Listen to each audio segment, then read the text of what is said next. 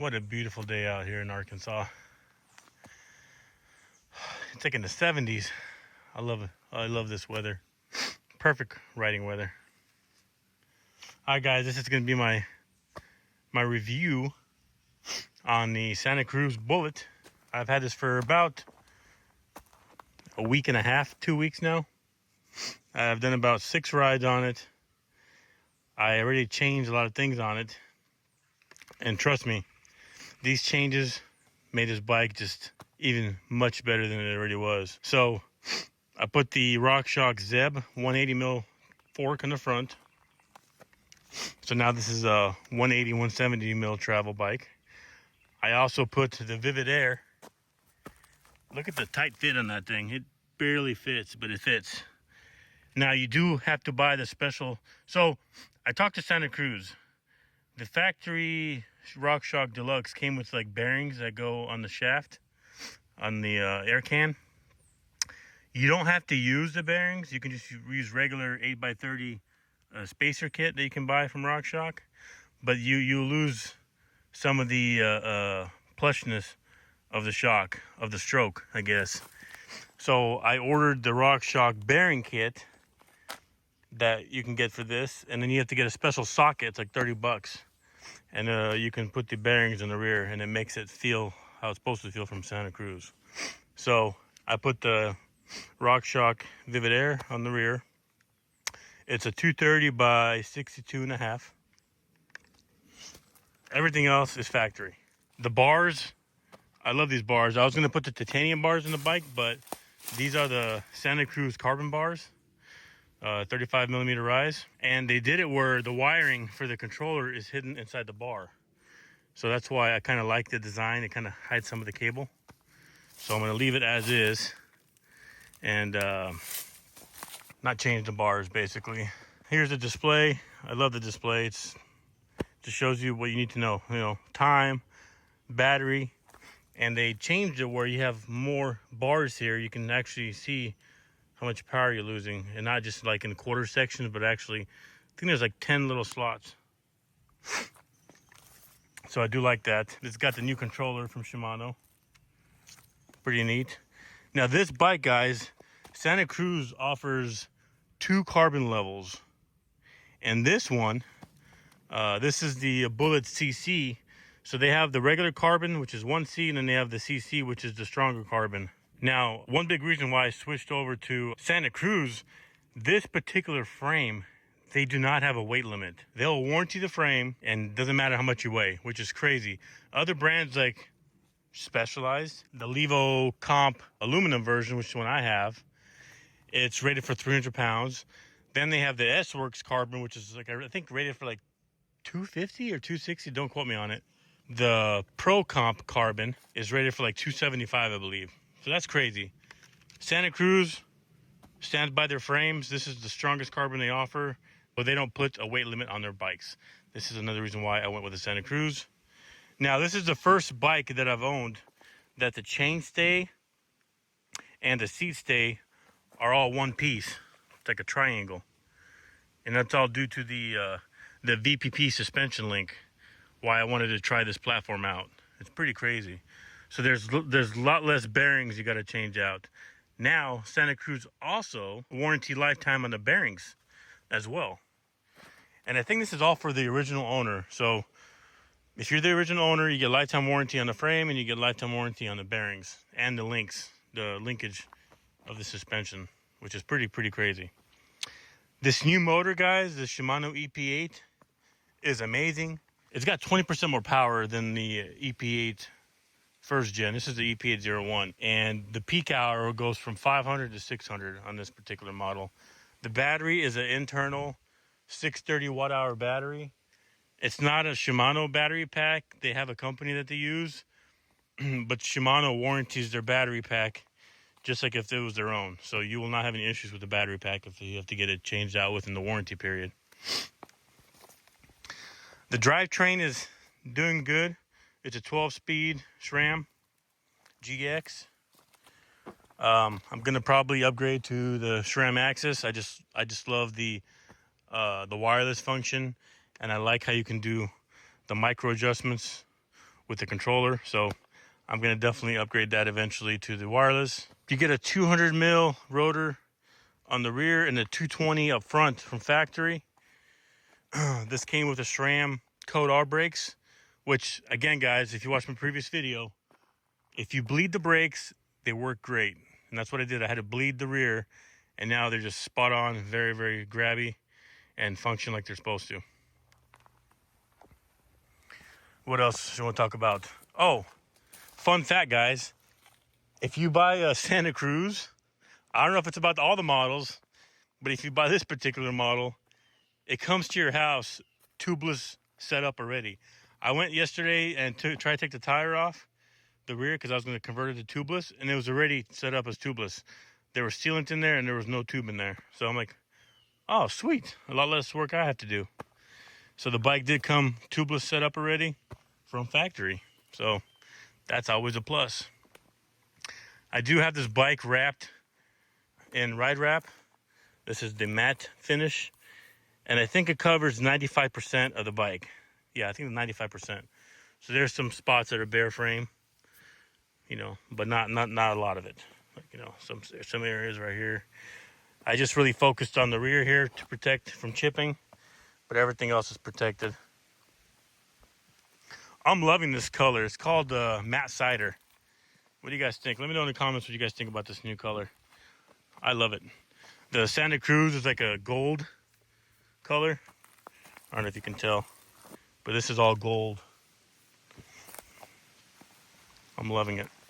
All right, guys, let's get on the GoPro and I'll show you guys how it rides on the trails. All right, guys.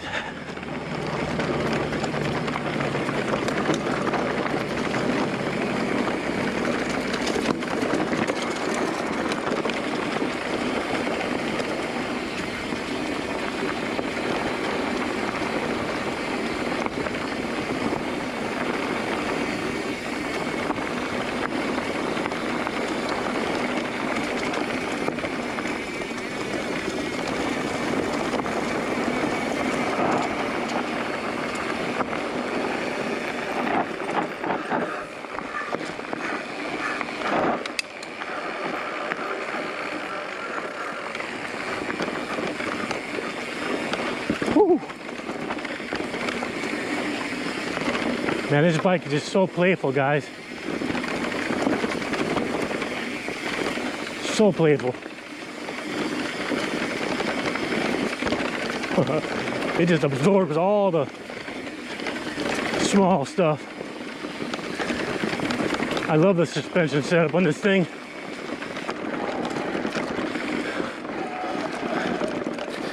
Definitely feel the difference, guys.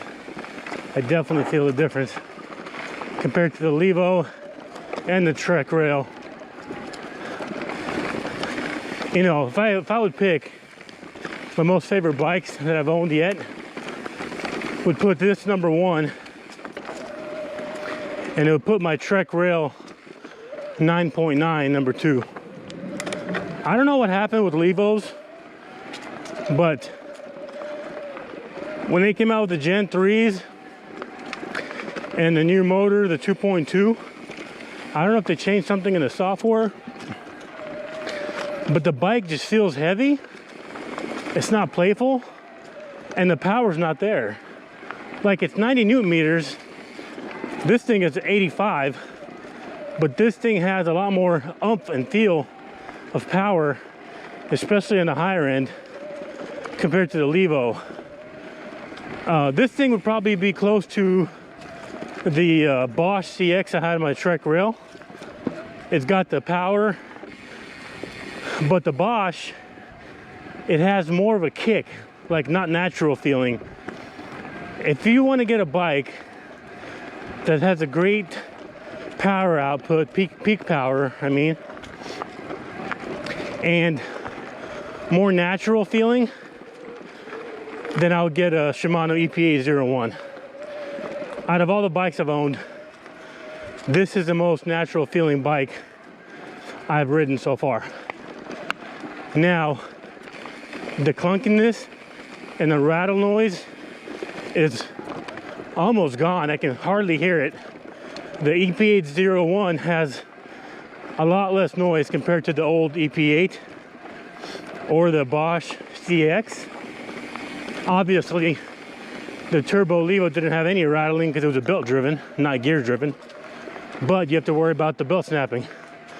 So the biggest takeaway is the reason why I switched from Levo was warranty. Their customer service was horrible. Number two, having the back thought of the belt snapping, which people are still having issues with the belts, even with the redesigned motor and the belt material. And number three is their weight limit. I'm not gonna be 300 pounds, I hope not, but I wanna be on a bike that doesn't put a weight limit on the bike, because that just says the integrity they have on the frame they're building. Santa Cruz doesn't put a weight limit, at least on this bike. This is a carbon CC, which is the stronger version, so they don't put a limit on it. And that's why I bought this bike. I don't want to worry about it. I just want to get out and ride. I don't want to worry about snapping belts or cracking the frame. You know, that's another reason why I stayed away from carbon bikes, is worrying about the frame breaking. But with Santa Cruz, they feel very confident on their build quality, and I feel confident buying it. So I'm gonna stick with Santa Cruz. That's my honest review on the Santa Cruz Bullit, guys. I'll have more reviews to come once I get more saddle time on this bike. But as of right now, this thing is a champ. It's my #1 bike out of all the bikes I've owned. I mean, look at this thing. It just, all the rock stuff, it just absorbed me like nothing. My butt's not bouncing off the saddle or anything. I mean, a lot of it probably has to do with the Vivid Air put back there.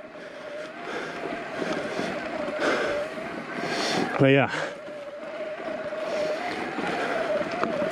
All right, guys, we're gonna go hit up Dynamite, which is my most favorite trail over here at Pinnacle State Park.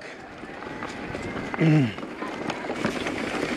has some nice downhill, but it's got a pretty brutal climb uphill as well. And I want to test out this motor, the EP01, with the new software update, and see how it climbs compared to the Turbo Levo, or my Trek Rail, or my Commensal Made Up Power. I basically owned every platform out there of e-bikes. This is my 7th e-bike, so I have pretty good feedback on how the motors run on different bikes. Everything that I read talks about how this EP01 with a new update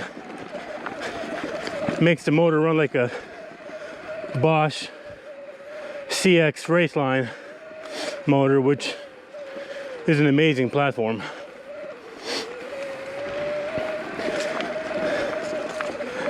Man, I just did 12 miles, so a little worn out. Whew.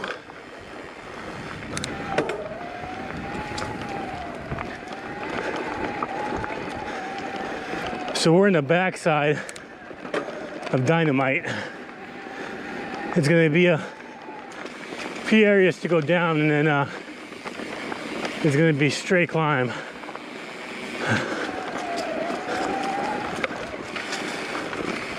Man, a lot of the leaves are already falling.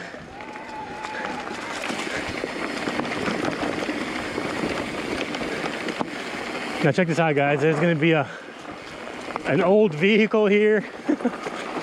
Look at that. There's washing machines vehicles, refrigerators, and they're old. Like, how the heck did they get them down here? Look at that, the old fridge and range. That's crazy. So, yeah, so far, guys, this is my first ride with the RockShox Vivid Air on the rear. And it's a huge difference compared to the RockShox Deluxe. Big difference.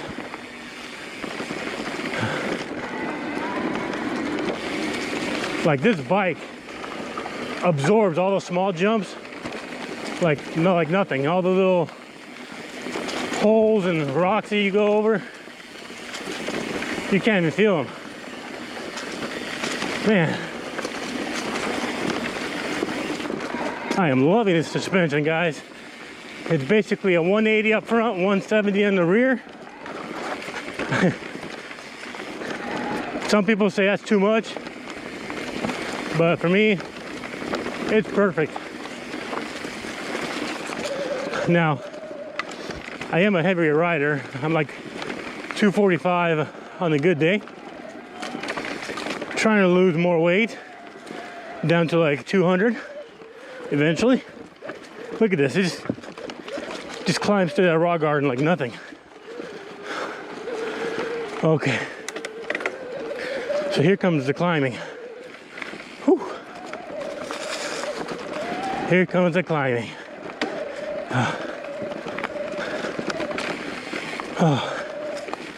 I'm a little short on breath. I should have started recording earlier.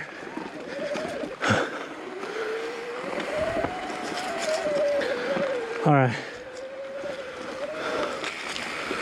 Whew.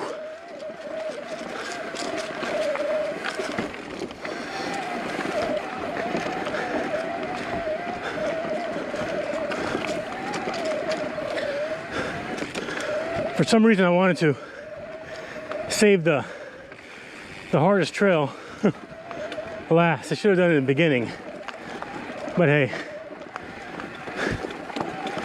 it is what it is now.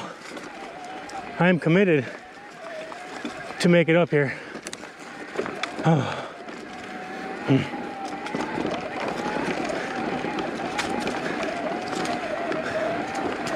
Man, I'm loving how this bike is feeling, guys, on climbs. Whew. I didn't have my gear set up properly in that one. It's okay. Look at this. Straight uphill on switchbacks. Bikes staying planted. No problems.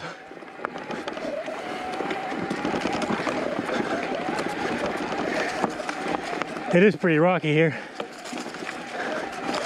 I usually go downhill this way right here. I'll climb up, take a little water break, and shred down.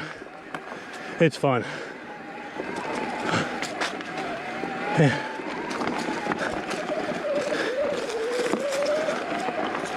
I'm almost to the top. Almost.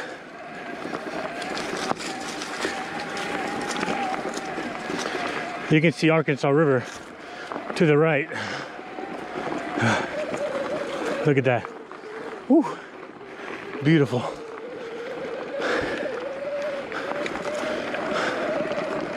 All right, we're almost there.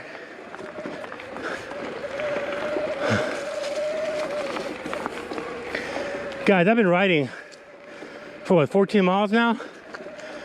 I only dropped 1 bar in the battery with a 630 watt-hour battery. That is crazy. That's why I don't know why bike companies need to have 700, 800, 900 watt-hour batteries. Unless if you're gonna be doing like an all-day straight climbing, I see it, but for regular riding like me, I don't need that. I am happy with my 630 watt-hour battery. Just downshifted. Ooh, Man, I'm almost there. Almost there. Man.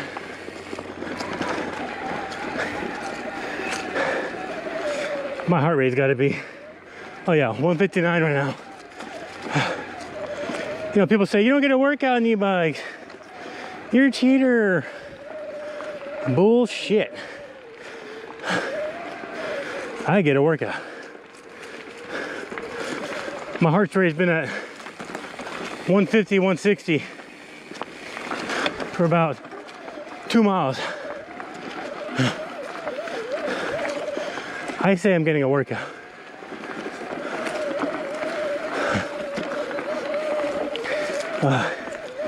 Little stretch. Look at that. Look to the left. We climbed all that.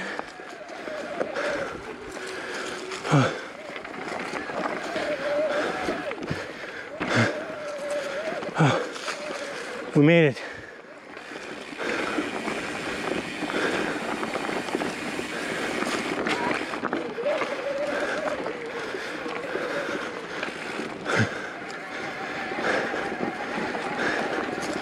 All right. We made it. Look at this.